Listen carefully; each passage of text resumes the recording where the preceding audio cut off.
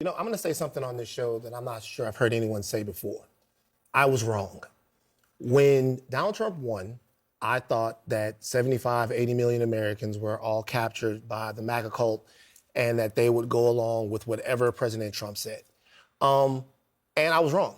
I was wrong. There are a lot of people who voted very purely and clearly on the fact that they were experiencing economic distress and they wanted that economic distress to come to an end. I'm hearing from these people. I'm hearing from brothers who believed not in all of the social things or the rhetoric or the religious part of who Donald Trump is, but in the actuality, in their minds, that Donald Trump was a whiz businessman that was going to fix the American economy.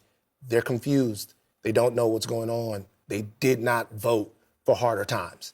And the reality is, as much spin as can be done on any network, it is going to be, in my opinion, irreparable harm done to the president's reputation if people experience a tremendous amount of pain, even in the short term, from the tariffs. Yeah, I mean, a tremendous amount of harm done to his reputation, but also, I just want to, I need to correct the record, because I feel like I hear a lot of conservatives talking about, oh, the last time when Trump was in office, he put in those tariffs and everything was fine.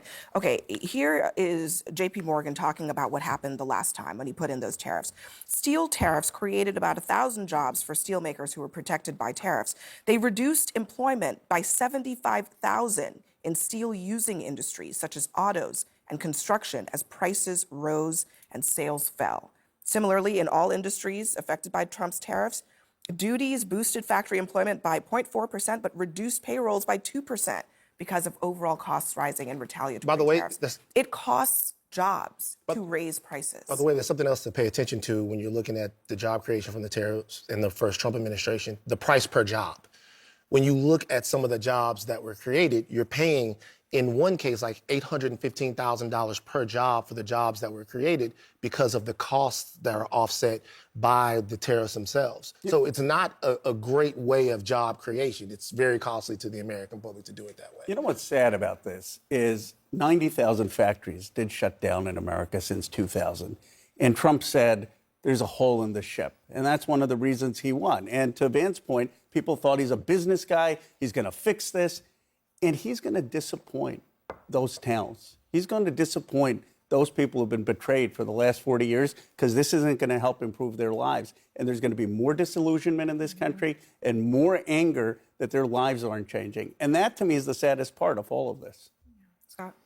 Well, I think what is true today was true for Joe Biden and every other president that came before either of these two guys.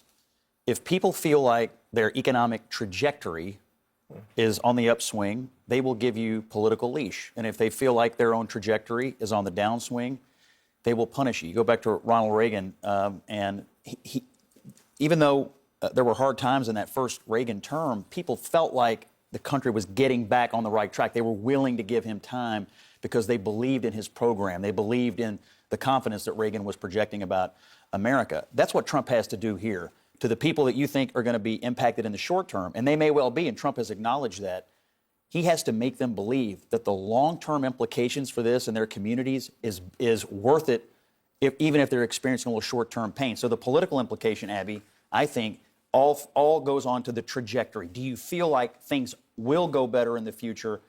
And that is the salesman's challenge. It also has to be true, because at the end of the day, if people start losing their jobs, which some of them will, this is going to end badly for Trump. Soon, rhetoric is not going to do anything about that. I just want to play what one car dealer said earlier this morning, just about what's ahead for his business, pretty much immediately.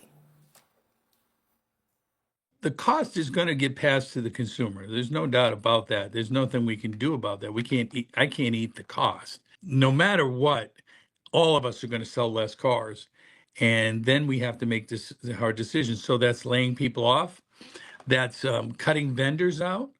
That's reducing our inventories and not ordering as many cars. All these things, to me, are negative impacts to the economy. But I think he's got to get some deals in the short term, right? He's got to get some wins early, start equaling out these with our trading partners. If he gets those early wins and people start to see progress, he will continue to have that leash. No, it's interesting. We're having a lot of conversations about President Trump and his political future and what it means for him to lose people. What we're not talking about, at least in a robust way, are the actual American people. The people who are being asked right now to sacrifice, to pay higher prices, to potentially lose their jobs for an economic future that they can't see and that there's absolutely zero clarity on. That you don't know why the tariffs are really there. You get 4 or 5 different answers as to why they're there. You don't know how they're going to benefit, but you're expected to lose your job, pay higher prices, not buy a car, do all of this stuff for what? I think that the choices facing the administration are tough, but one of them is just to change course. They can do that at any moment. And I think it's also possible, given how Trump has behaved in the past, that he would do that in the future, maybe even the near future.